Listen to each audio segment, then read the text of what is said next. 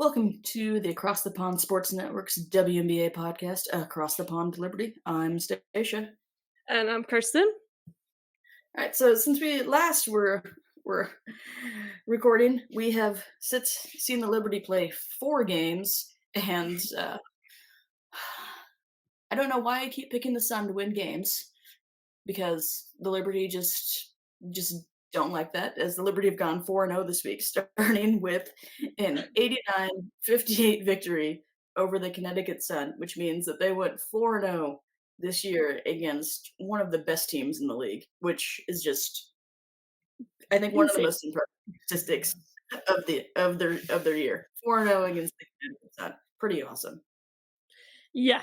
I mean, we said last week that I believe how did we predict it? I think I predicted that we would go 3-0. Is that right? I jokingly predicted we would go 3-0, just thinking that the Sun have to get him at some point. And I'm like, we're going 3-0, and I think you're like, the Sun Yeah. have to win. It was just one of those where we Yeah. don't. We have And just like, no idea against the Sun. yeah, and right enough, not only did we beat them, but we absolutely hammered them for this point in the season to be beating one of the like top contending teams in the league by as much as we did. The score was 58-89 points. It was a great game and it was a real confidence boost. And hopefully, as we also mentioned previously, that if we did win this game, that might not work in our favor later on if we match up with them in the playoffs because they're a team that really feeds off of that kind of underdog mentality that we've lost, we need to come back and fire this team. So let's hope that that doesn't come into fruition and that the Liberty, if we do meet them in the playoffs, continue on this 4-0 streak that we have built against the Connecticut Sun this season. So yeah, great game. I was chuffed. I was really not at all expecting for it to be such a blowout. Yeah, it was just very, very just weird in my mind. Just the fact that they were just killing them. And I know we've Yeah. talked a lot about MVP, and I've said that Alyssa Thomas with leading the league in, close to leading the league in assists. She's right behind Sloot, and then leading the league in rebounding. That she would be my MVP besides Stewie, but they haven't they haven't won. They haven't beat New York, and I know they only beat Vegas once. So these are the reasons where I'm like, no. Now I'm just like, no, it can't happen. Even though she's got a bigger load on her shoulders with Bree Jones being hurt, as opposed to Vegas, even with Candace out, and New York has been relatively healthy, knock on wood. Uh, still now I just feel like it can't happen. It just can't because you couldn't win against New York, and these are just Yeah. like those little extra things that have to push it over the edge. So yeah, 8-58. It was a whew, Yeah, but and in the last game, you know, absolutely outstanding performance from the one Bonner, but in this game, we really held our own against her. We really silenced her. She only scored 9 points. And from the season she's been having, like the game we played last time, where she was literally pulling up from the logo, scoring threes left, right, and center. We did a really, really great job matching up against her.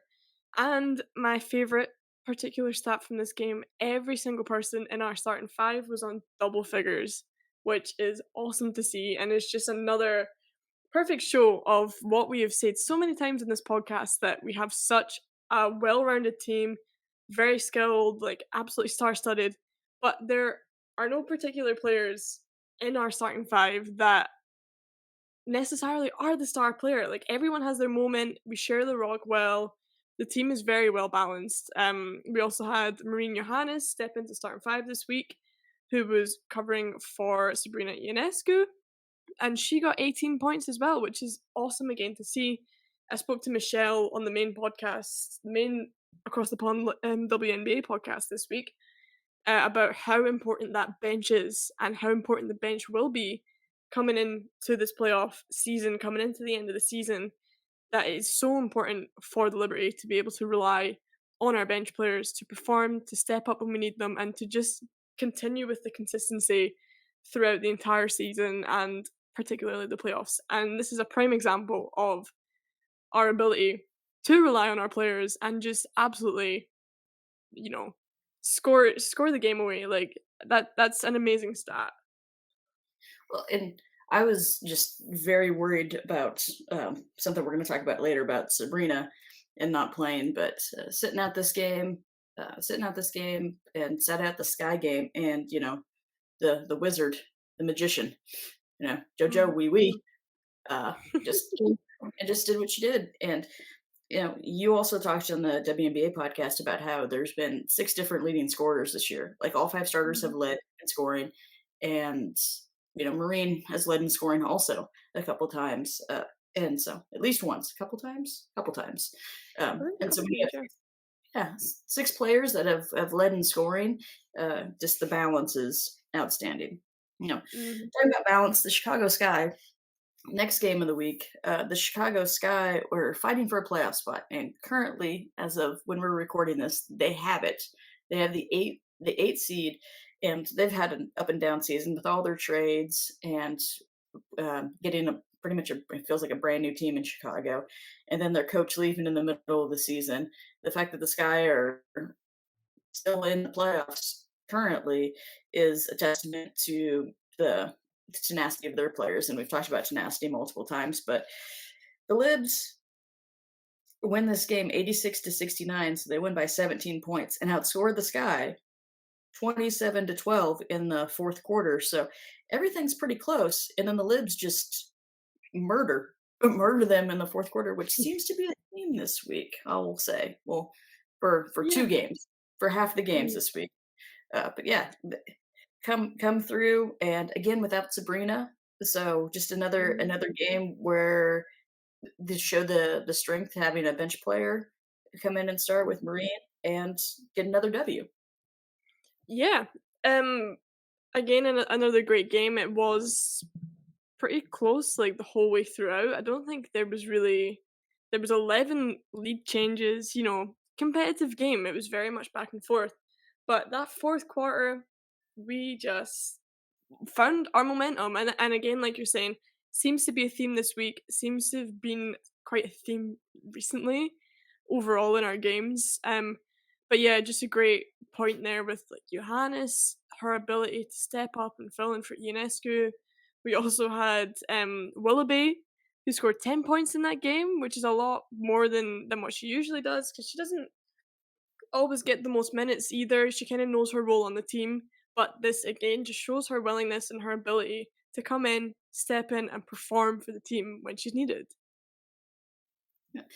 It, just having Jocelyn come in and do that in 16 minutes at 10 points is just, Mm. again, a strength of the bench, which ends Yeah. up happening in the game that was played last night. The strength of the bench, someone coming in and just having a good game. But I can tell you that I'm a little worried because this is another game, 'cause there was 2 games this week where John Quell did not, have a lot of scoring or a lot of rebounding. So these past games, this is where, and we've harped on this before, that John Quell in the Chicago game didn't have a high scoring game, and so have Willoughby comes in and does well, but when John Quell doesn't score as much, and only, I mean, it's 6 points and 8 rebounds. So 8 rebounds are, you know, good, but Mhm. compared to, MVP John Quell we saw after the All-Star break, this is gonna Yeah. be a concern of mine going forward. Just be like, Mhm. we need to have, double-digit points and close to double-digit rebounds, which is a lot to put on a player to say, "We need you to have a double-double." Yeah. But that was when everybody was flying, so it's like it did this, and it's a little dip. Now it needs to come back, and just level out, but Mhm. still another win by 17 points and an impressive fourth quarter. Um, yeah, but oh, the libs. Oh, the libs. We're going to skip the third game of the week, and you'll see why in a second. And last night, the Liberty beat the Sparks 96-89, and again have a fourth quarter 27-15 instead of 27-12. Outscore the Sparks 27-15 in the fourth quarter. So you're outscoring them by 12. You win by 7. At one point, they had a 21-11 run in the fourth quarter, and I'm just gonna just say it right now because Big Mama Steph decided to make 4 3-pointers within 2 minutes to start the fourth quarter, which everybody, including the 3 point wizard of the year, Sabrina, was just kind of smiling about on the bench with the three hands. Mhm. Big Mama Steph coming through, Big Mom and step. Sabrina, Big Mama Steph, and then Sabrina did have the all-time 3 point season record. 3 pointers made in a season broke Tarazi's record last night. So just a barrage of 3 pointers and another win against a team that was depleted when it came to injuries, with all the injuries the Sparks have had, and they're still in this game fighting for a playoff spot because they're sitting ninth. Mhm. It was an impressive play by the Sparks for people that for players that know that they need to show out in the game, but the Liberty coming through. And again, unlikely place. Willoughby has 10 points, and then Big Mom Steph has 17, 5 of 5 from three, 4 of 4 in the fourth quarter, and then had another two. So figuring out ways to get it done, even when it's not as good as it could be. Yeah.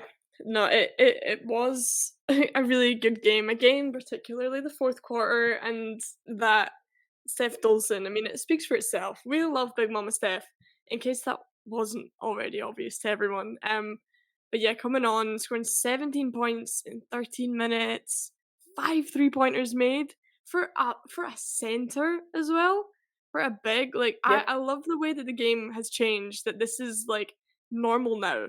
That like back, give it 10 years back, this would not be a thing. Like centers pulling up, shooting threes, and being consistent and good at it.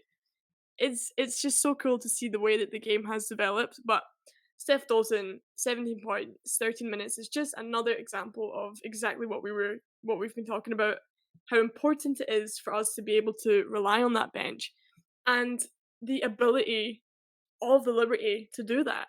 That's 3 of our bench players this week who have been in double figures.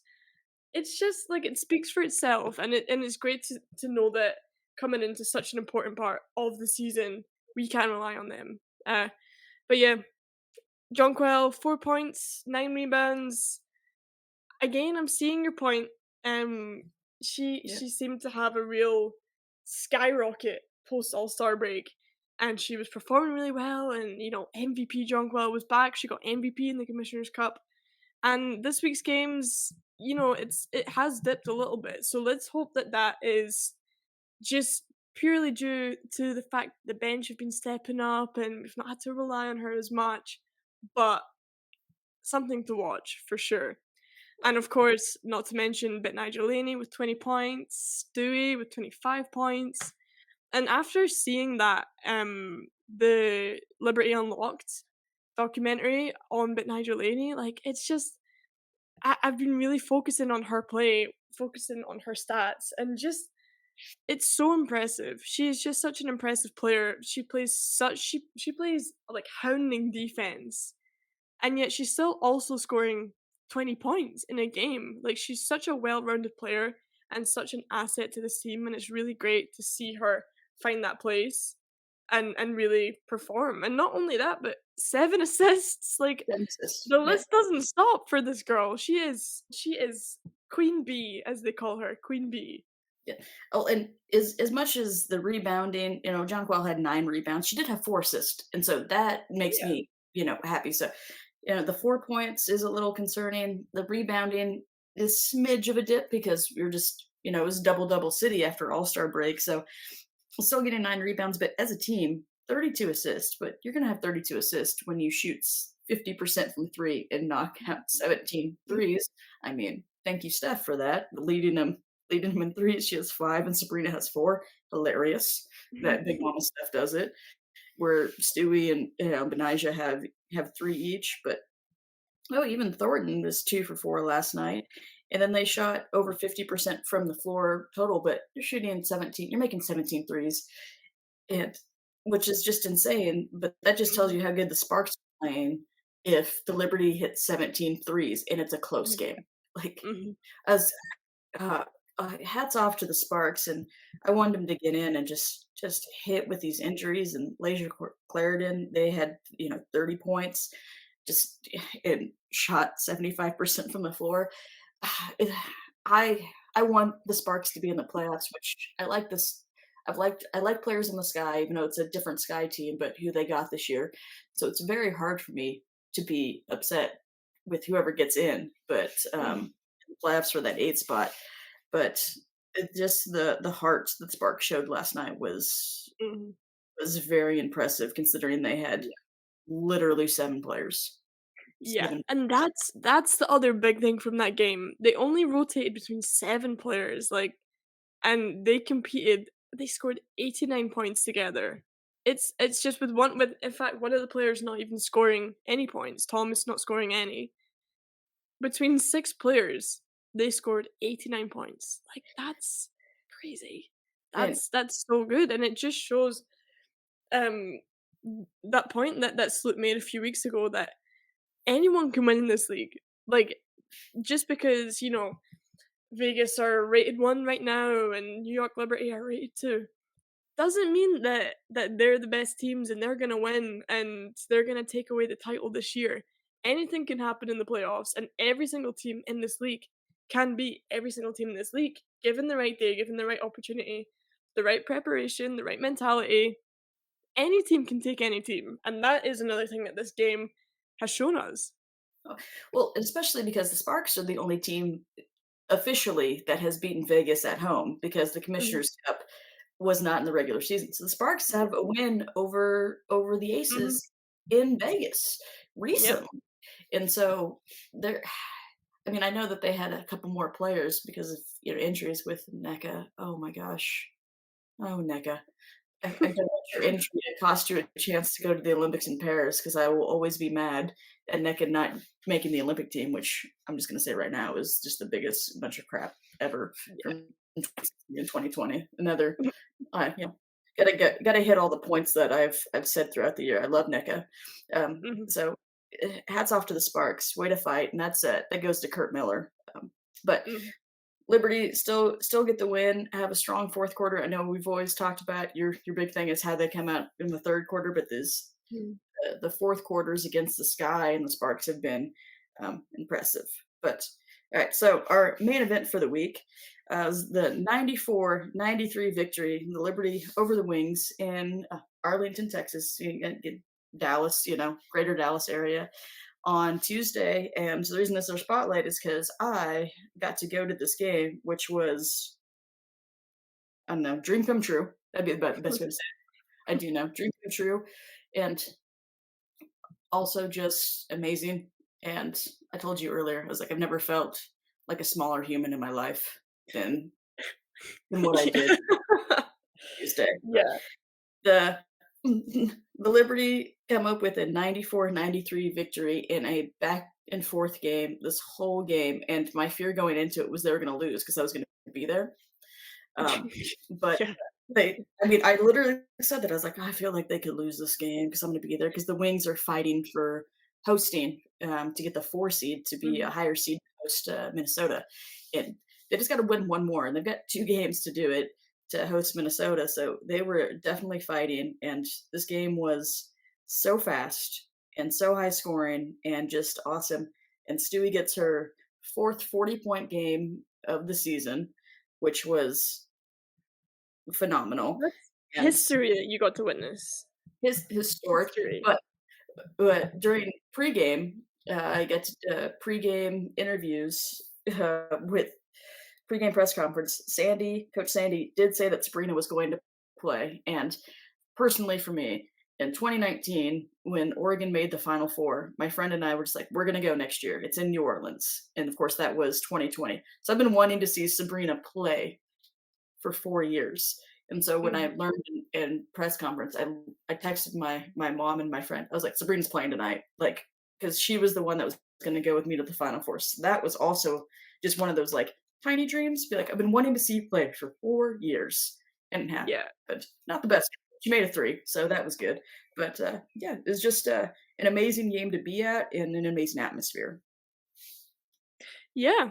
No, I heard a lot about your experience after the game, seeing the game as well. Like, what a game to be your first one to do your kind of courtside media at. Just such an intense game. I can only imagine that the atmosphere was crazy.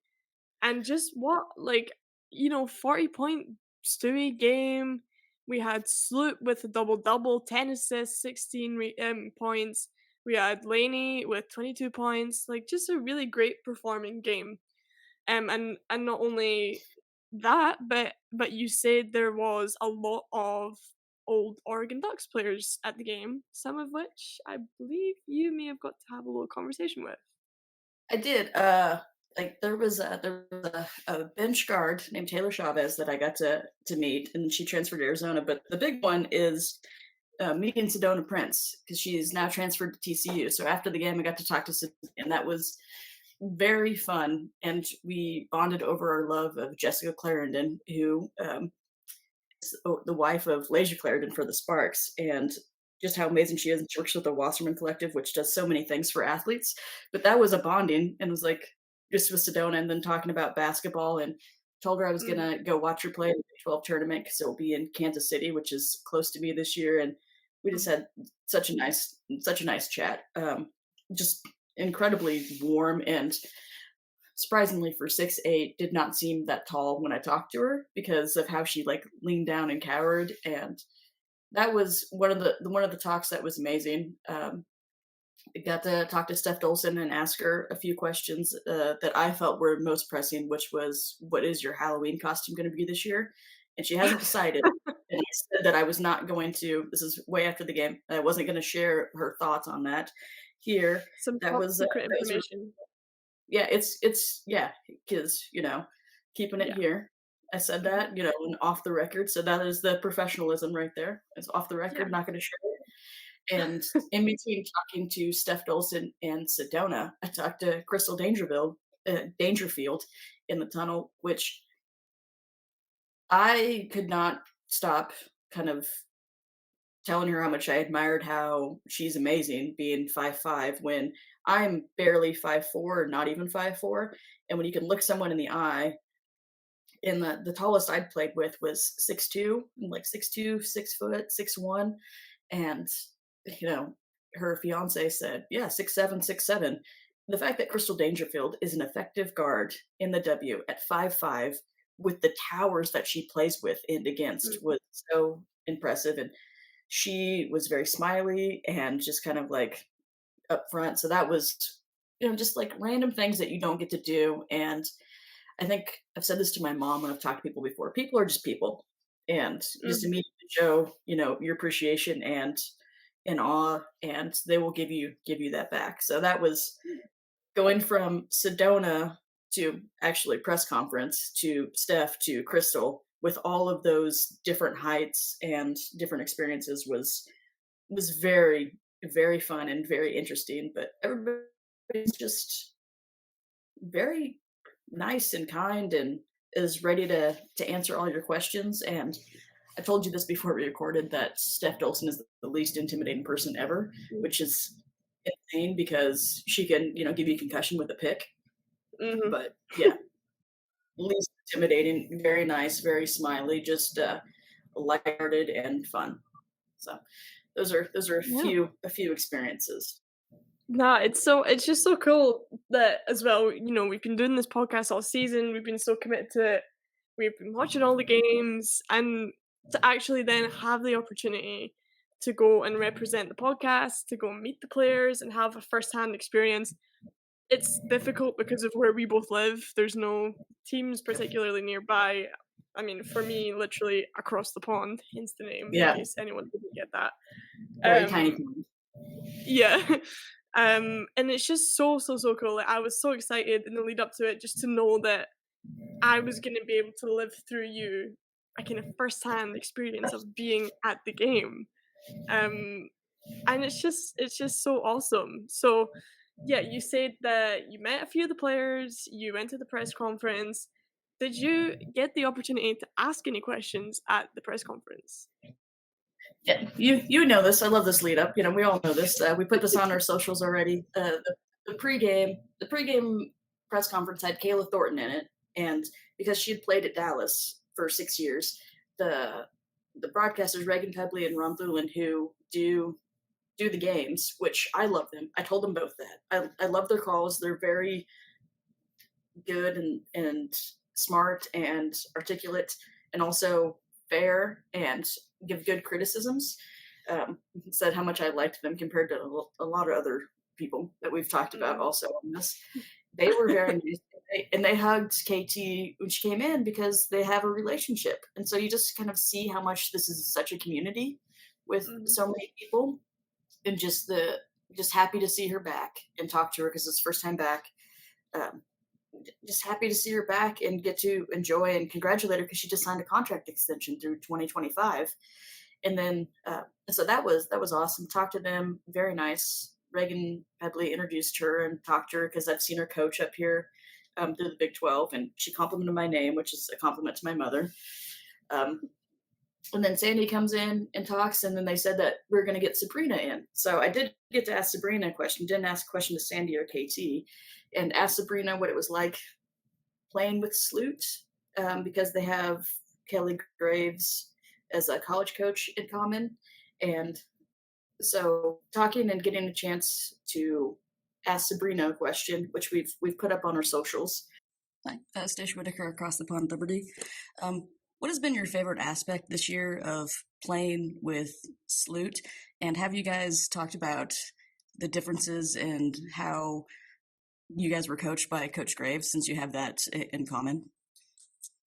I would say that, the best part is just having another ball handler out there, a pass first ball handler, and also just having a great relationship with her. And we're always talking on the court, figuring out ways to get one another open, how I can help her get open, and her being just great attacking out of a pick and roll, how great of a cutter she is, but also just how she can help me as well, continue to be a better shooter, move without the ball, and just learning from her in that pick and roll. She does it so well. And no, we always talk about Coach Graves, but never about the differences.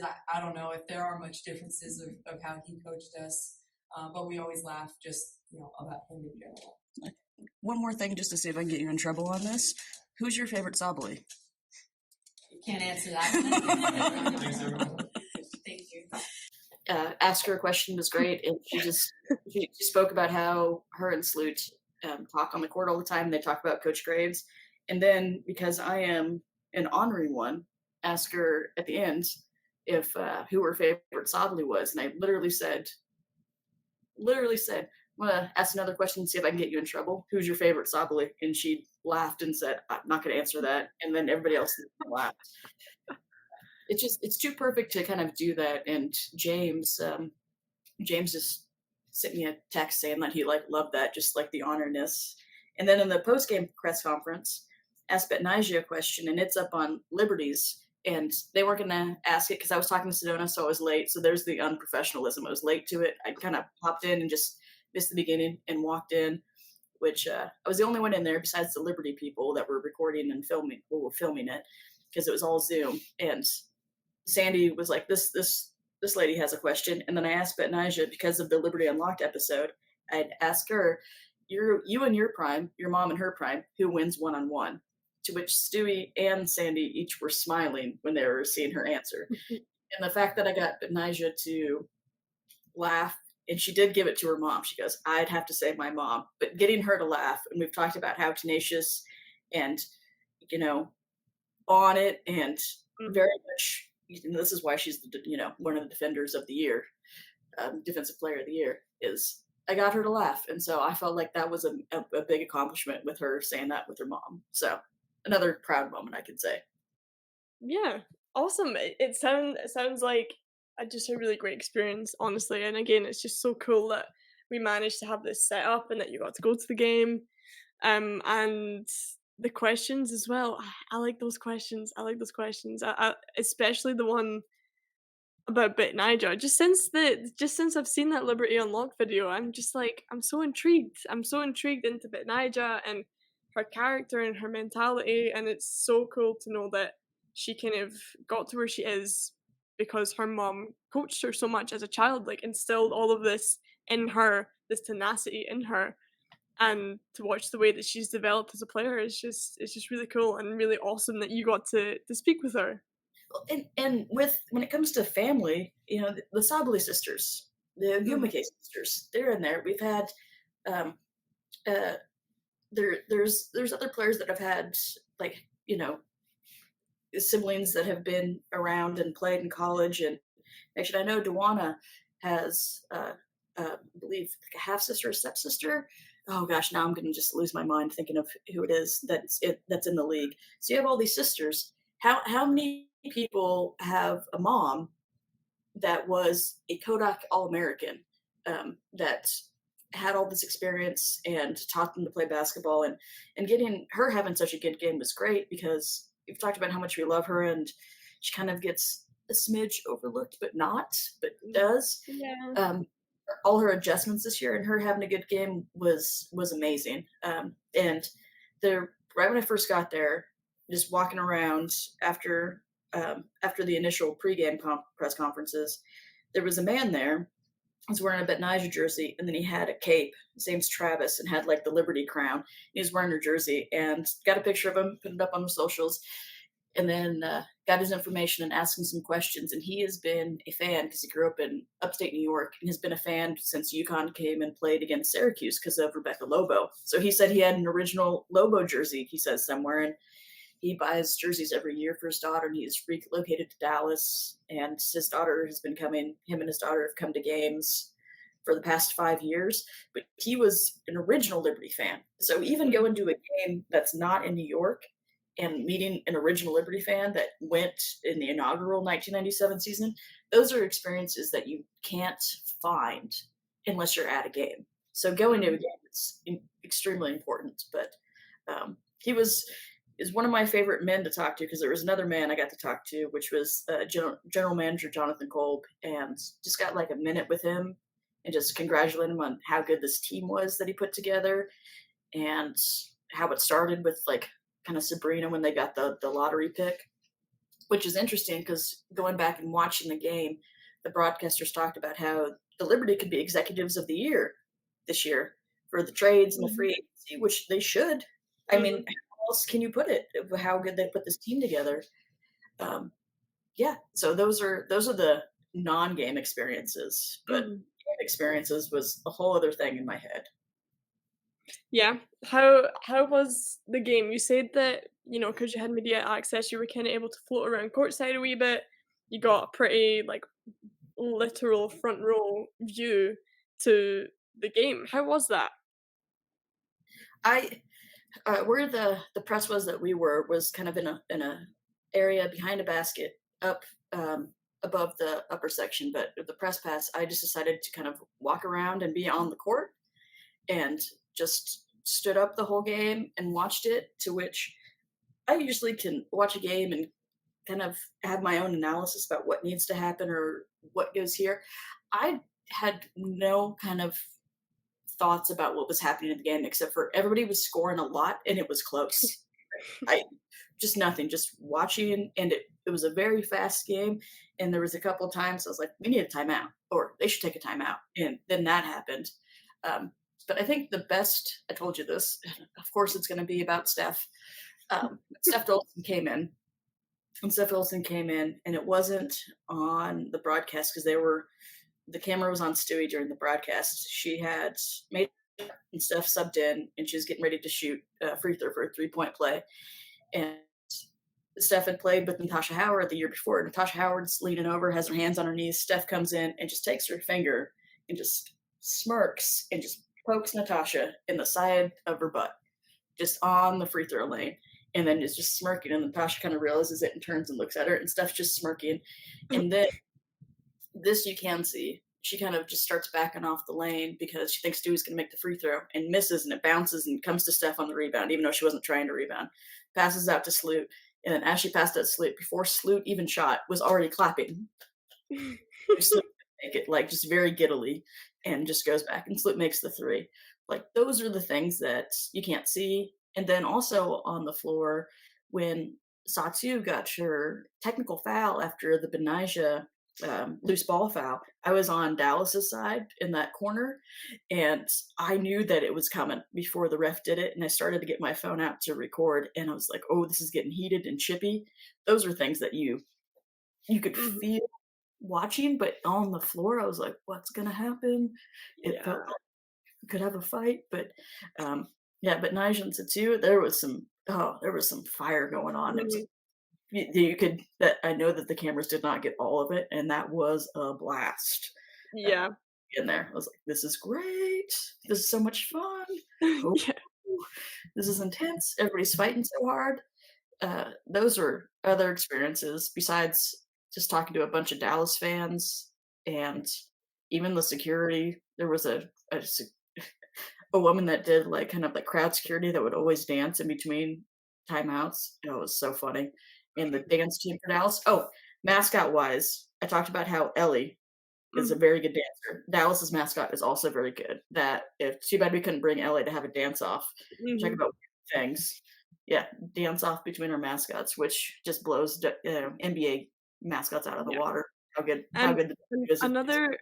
another incredibly important question. Who is the better dancer? I mean, there's no way I'm not gonna say Ellie's not the better dancer. The Dallas dance squad's pretty good, and so is I believe Lightning was the mascot's name. Yeah, but Ellie still kills it. Ellie still kills Yeah. it. Good. That's the right answer. That's the right answer. There's so much good hip hop that comes out of New York that they can just play at all the New Mhm. York games, and Ellie's just ready to go. I mean, Yeah. and elephants are just I just love elephants anyway. That's a very Elephants are naturally better dancers, so yes, and horses. Yeah. yeah. It's So a much known fact. known fact, but um I think it's hilarious because my mom told me after the game that she said my to my friend Marty, she goes, "Oh, if Stewie doesn't score 40, they're not going to win." And Stewie missed a free throw to have 41. And she literally scored 40. So I always love it when my mom, the Vic, just hits those points. Mhm. They end up coming true. Oh gosh, because that was the chance to win at the end. And Satu had a pretty open shot that she banked and just rolled out. And then it felt anticlimactic with everybody just fighting for the ball at the end of the game just to get it. But also, I got to see 187 points scored, and Mhm. Satu had 27. Uh, it, Stewie had 40, but Nigel had 22. It was just excellent when it comes to us scoring it wasn't a boring game, that's for sure. Mhm. And Oh, yeah. I it can went I it, can imagine. It was so close as well. it went by so fast. Yeah. Yeah. What was your And perspective watching the game when you got to watch it? I just it was such an intense game. This was another one where obviously my time difference, all that sort of stuff. You messaged me to say, "Do not look at the score, watch the game." And I know when you messaged me that, it has to be a close game. Mhm. And it was just that. It was so intense. 16 lead changes, like it was just so back and forth, and I love these kind of games, and we've spoken about it before. It's cool to have a team that can blow teams out every week, that can, you know, absolutely outperform. But when it's so much more satisfying when you win after such a hard fought game, such an intense game, like the one that we had. Yeah, just like real, just very gripping game, just great basketball, honestly. Um, and yeah, it did get quite chippy. And again, I love that. I love to see, and I can only imagine again that in person, to see the kind of chippiness, to see the hustle, to see that kind of tension rise in the game is just like another level. Because it for me back home watching it, I'm already on the edge of my seat. I'm already like, ooh, what's gonna happen next? Who's gonna get a tech? Or are we gonna make the free throws? Like, I can only imagine the atmosphere when you're actually there in person. And then just how they pumped the sound through because there was, I think, like a little over 4,000 fans there, and it's a Mhm. small arena. But it's still good when it comes to sound and they pumping it through, and it was very intense. I don't know how players can hear each other on the court. I, because the music going all the time, and there's a couple times I could hear people like yelling at each other, but everything's very, very loud, and that's just something that you just don't see when I go to all the KU, University of Kansas women's games, and of course there's not sound except in between, and just being able to hear things is a skill in itself. And I filmed behind New York's bench during timeouts, and I could kind of hear Sandy if I really concentrated, and they're very close, and just like those kind of situations, you don't understand how much it is very rough to have that. So the level of focus is even more impressive. But I'm gonna get to the game because you always said the third quarter is very important. So Mhm, Liberty won the second and third quarters, and Dallas won the first and fourth. But the Liberty won just a little bit more to mhm, win this game. But oh, the Wings! Oh gosh, they're gonna be so good. They're gonna be so mhm. They already are so good. just oh, the future for the Dallas Wings is huge. But during the game, Enrique that first half was killing it, and then just Mm, didn't come through in the second. And Sloop was guarding her more, which mhm, I thought end of the year. I didn't think Sloop was as good defensively on the perimeter, and I thought that she handled Enrique well because but Nyjah was guarding Crystal a little bit, Crystal Dangerfield. So that was something I was just kind of unaware of, or not mhm, unaware of, but, like, surprised at. And then, but Nyjah guarded, like, Satu, like, a little bit on switches, and so did Stewie. It was just such a mix of things that I was not expecting when it came to what they did, the things that I could actually really kind of see mhm, and absorb. But the Sloot's game in the first half was excellent, and I was under the basket where Nyjah scored, the first bucket of the game, and I was on the side where she was wide open, and I have that from, like, the tip to the score, and was like, "Oh, they just came right at me and scored. This is great." Oh, and Nancy Lieberman. Oh my gosh, Nancy Lieberman was there, who had actually played for the Detroit Shock, which is, Dallas Wings were the Tulsa Shock, and then Detroit Shock is, I believe, the oldest player to ever play in the W, and she was there watching.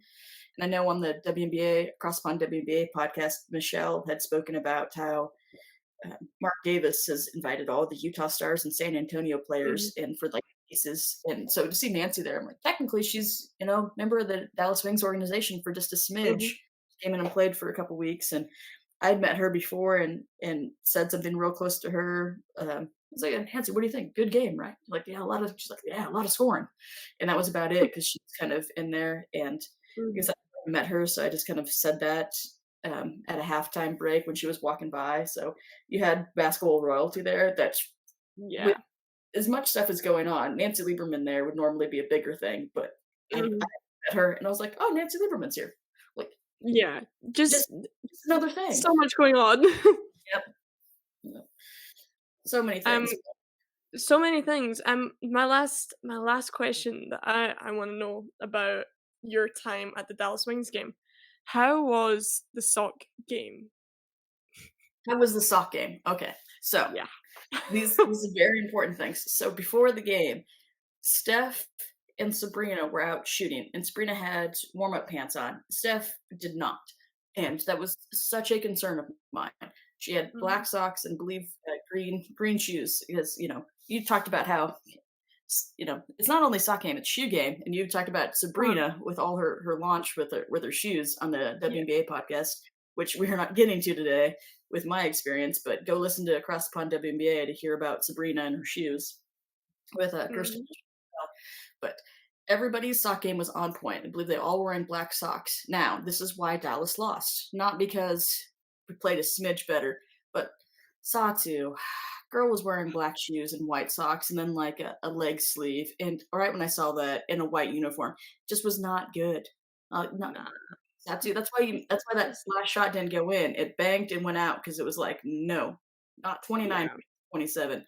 The sock game is huge. I do have a video that I need to show you because I did yeah, like a little one before. Everybody was good on that, I'll but need to do that. gotta make sure that the Well, game's on point. yeah, I mean, it's almost like Satu didn't listen to our podcast, which, Yeah. her loss, honestly. What is she thinking? I know if she'd have listened, then this would never have happened, and they probably would have won, let's be honest, I mean, so, it's very yeah. true.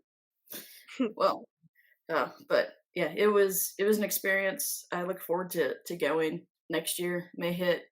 May go up to Minnesota, may go to Indiana. Those are close ones. Chicago or Dallas. Those are the four closest to me. But my mom wants to go and go to the U.S. Open for tennis, which is happening, and go to a game in Brooklyn. With those two events going on at this time, so that will be the other thing that we could That would be go see some tennis, or if they play the Fever in Indiana, go to a tennis tournament in Cincinnati and go to the Liberty versus the Fever there.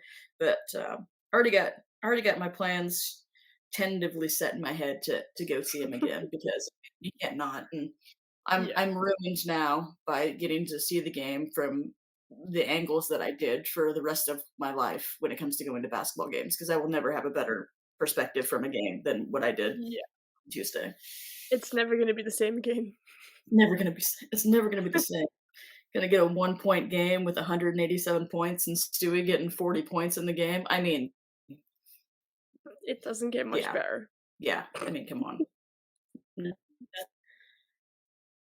Things are gonna top that.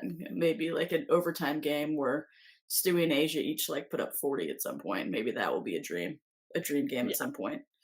Yeah, but all right. So Liberty, they are sitting in second behind the Aces at 32-7, and the Aces play tonight at 32-6. Only a half game behind. Could still get the one spot Mhm. for the playoffs, but right now securely in number two. We have no idea who we're playing. The Mystics and the Dream play each other this week, and they're sitting at 6-7. Could be the Mystics, could be the Dream, could be Minnesota. It's not gonna be Minnesota. It's gonna be Washington or Atlanta. Um, so I can bring back the Dream documentary hashtag. Oh, Yes. that is one thing that I regret because I did not ask Steph Dolson about the Colson Dolson broadcasting experience. Oh gosh, because I was Missed worried about opportunity. just for fun with her Halloween costume. So another time, I guess. But Liberty will be starting the playoffs next week, and they have their last game of the season against the Mystics, which could be a preview of the first round of the playoffs. So, as we do when we end these podcasts, are we going to beat the Mystics on Sunday? Yes. We're Yes. gonna beat the Mystics. We're on too much of a roll at this rate. We've had a 4-0 week. We're on a great winning streak. We've got that momentum going, and it's just about maintaining the momentum. And I don't see that the Mystics right now are going to be the ones to break that. I don't think so either. But I also I'm also thinking about if the Mystics lose to the Dream tonight, how hard they're going to fight to possibly because they could still. I'm trying to. I need to know if they've. This is where I do a little bit of research, but it's a Liberty podcast to look to see what their record against the Sky this year, because they could fall to the eighth spot Mhm. and not have the seventh spot. They could jump up to the sixth. They could drop to the eighth spot. But we'll see on what happens tonight against the Dream to see on how hard they're going to fight against us on Sunday. But despite all that, it also depends on what the Aces do to see if we need to Mhm. fight for the one spot or not. So there's a lot of Yeah. questions to be answered because 10 of the teams are playing tonight, not the Sparks and us.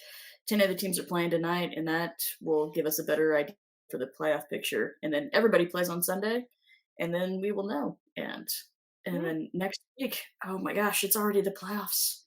Been We doing get this started. all night. The playoffs are next week. Oh, and the hope is alive with us. The Oh hope is yeah. It's very much alive. very much alive. So this is going to be an interesting playoffs, and gosh, 7 weeks we will know who the WNBA champions of 2023 are. So looking forward to that. But I'm with you. We are going to beat the Mystics on Sunday to Oh yeah. end the season 33-7. Pretty good record for a team that was put together this year. Even though I know they've played Mhm. overseas together, but Yeah. pretty good for Sandy in her second year at the with the Liberty. Yeah. Yeah, it's pretty good. Yeah. Yeah. Pretty good. She's Nah, only it's made gonna be well awesome. a year. Yeah, Uh-huh. pretty good. All right, so Pretty yeah, pretty good. Liberty go 4-0 this week. I luckily got to have an amazing experience covering the Liberty in Dallas, and we each predict that they are going to go 1-0, 1-0. They're just gonna win on Sunday, 1-0 against the Mystics, and end the season 33-7. That is our prediction, and we'll be back next week to recap the Mystics game and at least the first, if not the first 2 games of the first round of the playoffs against whoever they're gonna be against, and Mhm. oh gosh, it's gonna be very intense. I think my heart rate's gonna just increase in the next week. Yeah, Playoffs. it's gonna be intense, it's gonna be exciting, and like we said, anyone can pull this off in the playoffs. So let's, we're keeping our humble levels right at the peak right now. We're not letting Yeah, ourselves jump ahead. anything can happen. Anything can happen, Anything. and one last, shout out for Stewie for MVP, but Nyjah for Defensive Player of the Year. New Mhm. York Liberty for Executives of the Year putting this team together. It's been this regular season's been a joy to Mhm. be able to recap every week. So that is the hope coming up. MVP, if not Defensive Player of the Year, Defensive First Team, and Executives of the Year. I don't see how it's not possible that to happen. But for across the pond, Liberty, I'm Stacia. And I'm Kirsten. Right. See everybody See next you week. next week.